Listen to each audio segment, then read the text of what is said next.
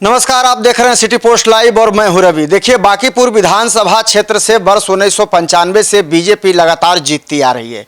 पिछले चुनाव परिणाम को आंकड़ों में देखें तो नितिन नवीन को 63% से अधिक वोट मिले थे और उन्होंने अपने निकटतम प्रतिद्वंदी राजद की रेखा गुप्ता को 51,000 से अधिक मतों से मात दी थी। लेकिन इस बार प्रशांत किशोर के चुनाव मैदान में होने और साथ ही कम मतदान प्रतिशत के कारण समीकरण बदलने की अटकलें लगाई जा रही हैं। क्या आकलन है अब तक आए 5 सर्वे का? इस सर्वे पर बातचीत करने के लिए हमारे साथ मौजूद हैं chief editor Shrikant Pratyush sir. उनसे बातचीत करेंगे और समझते हैं सर, बीजेपी का गढ़ है बांकीपुर, फिर भी उसे चिंता क्यों सता रही है? आपने खुद कहा कि भाई इस बार मतदान का प्रतिशत कम है और प्रशांत किशोर चुनाव मैदान में हैं, तो दो फर्क है। बांकीपुर में केवल 34.31% यानी 34.31% मतदान होने से सभी राजनीतिक दलों के उम्मीदवारों की निंदुड़ी हुई है। कोई दावे के साथ नहीं कह सकता कि कौन जीतेगा कौन हारेगा। न बीजेपी को पूरा कॉन्फिडेंस है, न जनसुराज को और न ही आरजेडी को। आरजेडी तो तीसरे नंबर पर है, वो तो साफ दिखाई दे रहा है।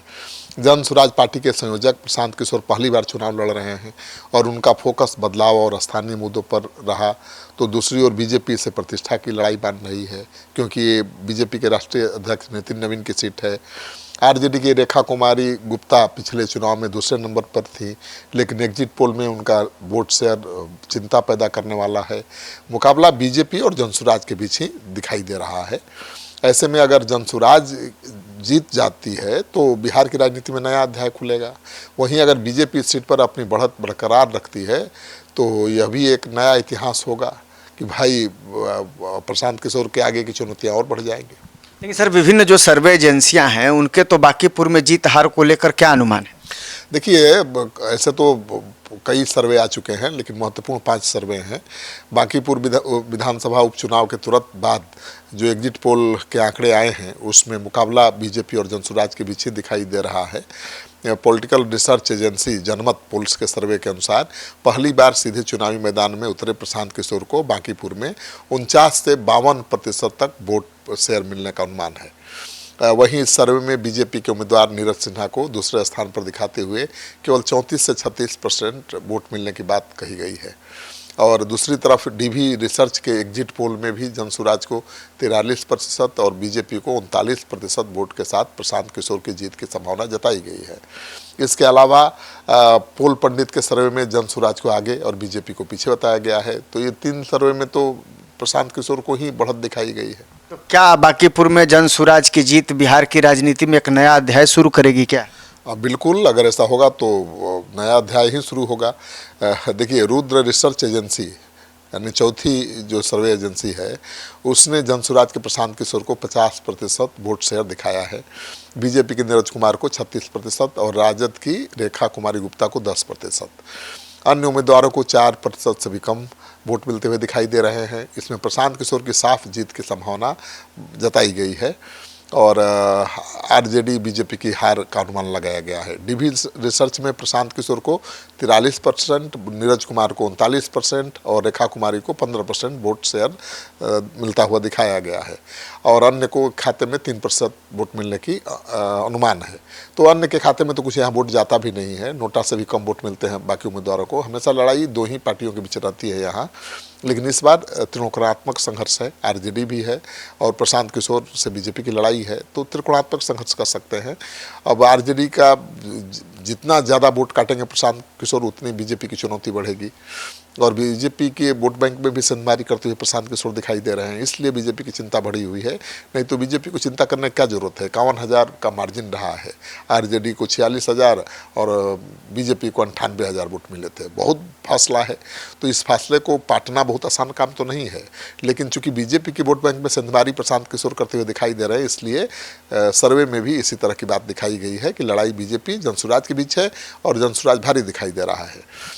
तो हर सर्वे का यही हाल है। आगे देखिए, पंडित जबकि राजद तीसरे स्थान पर हर सर्वे में। अच्छा, लेकिन सबसे सवाल ये भी है कि पोल पंडित और जनमत का जो एग्जिट पोल है वो क्या दावा कर रहा है? देखिए, पोल पंडित ने जनसुराज को 50 से 54% शेयर दिखा दिया है। सबसे ज़्यादा प्रशांत किशोर के पक्ष में इसी का सर्वे है। बीजेपी को 38 से 42%, बीजेपी को मतलब 38 से 42 और आरजेडी को महज 5% वोट शेयर दिया है। अगर ऐसा हुआ तब तो प्रशांत किशोर जीत जाएंगे, लेकिन इतना आसान नहीं है। अब आरजेडी 5% पर सिमट जाएगा ऐसा मुझे नहीं लगता है। बाकी लोगों को 3% दिया गया है, वो बात गले उतर रही है। प्रशांत किशोर की मजबूत जीत की संभावना इस सर्वे में दिखाई गई है और बीजेपी दूसरी जगह और आरजेडी तीसरे नंबर पर बताया गया है। जनमत पोल्स के अनुसार प्रशांत किशोर को 49 से 52%, नीरज कुमार को सिन्हा को 34 से 36%, रेखा कुमारी गुप्ता को 9 से 10% वोट मिलने का अनुमान लगाया गया है। यहाँ भी प्रशांत किशोर की निर्णायक जीत की संभावना जताई गई है। भाजपा आरजेडी दोनों की हार का अनुमान लगाया गया है। रिंग साइड रिसर्च का जो एग्जिट पोल है और पोल ऑफ पोल्स का क्या दावा है? ये भी जान ही लीजिए। जब इतना सर्वे के बारे में आपने सुन लिया तो इस पर भी चर्चा कर लेते हैं।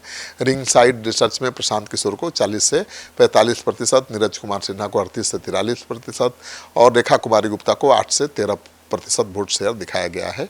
अन्य को 1 से 6% मत मिलने का अनुमान है। साफ है कि सबसे बड़ा कड़ा मुकाबला बीजेपी और जनसुराज के बीच है। यहाँ प्रशांत किशोर की मामूली बढ़त के साथ जीत की संभावना बताई गई है, लेकिन बीजेपी भी करीब है, मतलब बहुत करीब की लड़ाई है। अब मुझे लगता है इस सर्वे ज़्यादा सही है।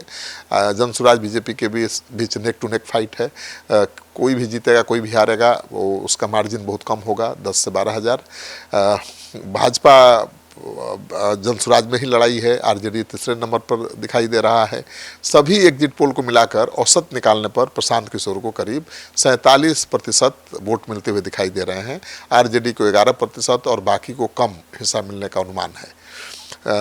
इस हिसाब से भी प्रशांत किशोर भारी पड़ रहे हैं। हालांकि बीते दिनों वोट वाइब का सर्वे कई जगह चर्चा में है।